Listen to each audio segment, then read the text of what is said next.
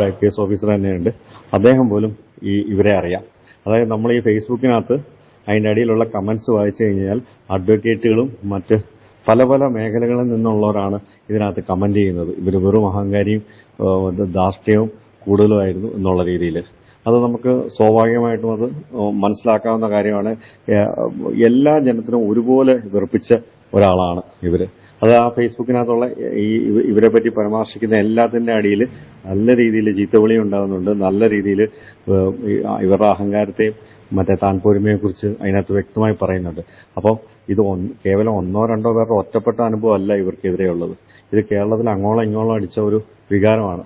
എനിക്ക് തോന്നുന്നു മിക്ക സർവീസ് സംഘടനകൾ പോലും ഇവർക്ക് ഇതിനകത്ത് സപ്പോർട്ടായിട്ട് വന്നിട്ടില്ല. ആദ്യം തുടക്കത്തിൽ രാഷ്ട്രീയപരമായിട്ട് അങ്ങനെ തോന്നിയെങ്കിലും പിന്നീട് ആരും വന്നിട്ടില്ലാത്തത് ഇവർക്ക് ഓരോരുത്തർ ഏത് കമ്മ്യൂണിസ്റ്റ് പാർട്ടി ആകട്ടെ, കോൺഗ്രസ് ആകട്ടെ, ഏത് പാർട്ടി ആകട്ടെ, ഇവരിൽ നിന്ന് തിക്താനുഭവം ഉള്ളതായിട്ടുള്ളവരാണ് ബഹുഭൂരിപക്ഷം പേരും. ഇപ്പം ബഹുമാനപ്പെട്ട MLA ഗണേഷ് കുമാർ സാറ് അതിനകത്ത് ആ ഇൻ്റർവ്യൂവിൽ പറഞ്ഞല്ലോ, ആ ഒറ്റ വാക്യം മതി എന്താണെന്നുള്ളത് ക്ലിയറാക്കാനായിട്ട്.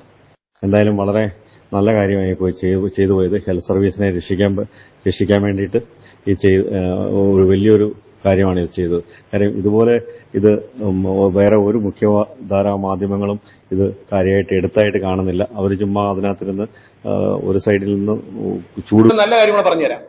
ഈ DHS മാറ്റിയത് ഉള്ള കാര്യം പറയണമല്ലോ. മുരളീധരനെ അക്കാര്യത്തിൽ അഭിനന്ദിക്കുന്നു.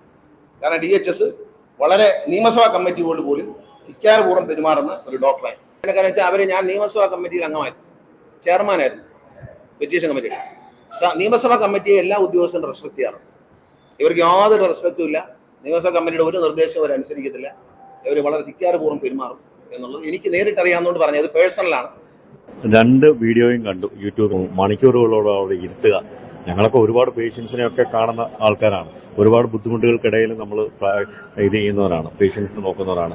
പക്ഷെ ആ ഒരു കൺസിഡറേഷൻ ഒന്നും തരാതെ നമ്മൾ ഒരു സാധനം ഒരു സ്ഥലത്ത്, എളുപ്പമുള്ള ഒരു സ്ഥലത്ത്, ആരും ചോദിക്കാനില്ലാത്ത ഒരു സ്ഥലത്ത് അത് ചോദിച്ചു കഴിഞ്ഞാൽ ആ സ്ഥലത്ത് നമ്മളെ പോസ്റ്റ് ചെയ്യാതിരിക്കുക എന്നൊരു പ്രത്യേക ഒരു വാശി. പിന്നെ എങ്ങനെ നമ്മൾ എന്തെങ്കിലും ഒരു ഹോൾ ഉപയോഗിച്ച് അല്ലെങ്കിൽ എന്തെങ്കിലും ആരുടെയെങ്കിലും റെക്കമെൻഡേഷൻ, യൂഷ്വലി അങ്ങനെ ഉണ്ടാവുമല്ലോ, റെക്കമെൻഡേഷനൊക്കെ ഉണ്ടായിട്ട് ആ ഓപ്പൺ വേക്കൻസിയിലേക്ക് ചെന്ന് കഴിഞ്ഞാൽ നമ്മളെ അവിടുന്ന് തെറിപ്പിക്കാനുള്ള എല്ലാ പരിപാടിയും ചെയ്യാം. ഇങ്ങനെ ഡോക്ടർമാരെ മെന്റലി ടോർച്ചർ ചെയ്ത്, നഴ്സുമാരെയും കൂടെ ഞാൻ പറയുന്നത്. അതിപ്പോൾ ഫേസ്ബുക്കിനകത്തെ എല്ലാ മെസ്സേജ് കണ്ടാലും അറിയാമല്ലോ.